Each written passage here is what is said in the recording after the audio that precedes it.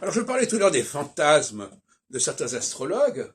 Je dirais que ça correspond assez bien, ce goût pour l'individualité, ça correspond assez bien à la psychologie féminine.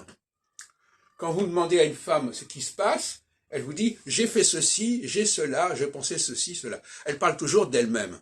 Bon.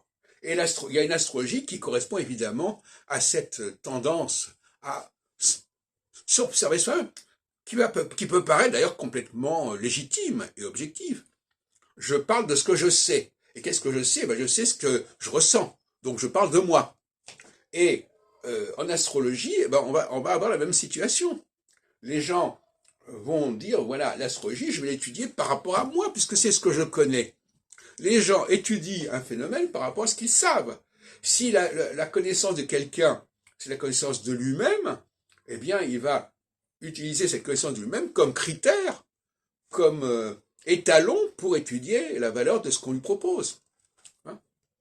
Et inversement, ce qu'il ne connaît pas, ou ce qu'il connaît mal au niveau historique, au niveau sociologique, va lui paraître comme quelque chose de très abstrait, qui l'intéresse pas beaucoup, parce que ça l'impacte pas beaucoup. Donc, dès qu'on lui parle de lui-même, là, il sait de quoi on parle. Il sait de quoi il s'agit. Et les femmes ont une connaissance d'elles-mêmes remarquable. Elles ont une façon, ce qui d'ailleurs joue sur le plan, par exemple, littéraire, alors que les hommes sont moins dans l'introspection personnelle.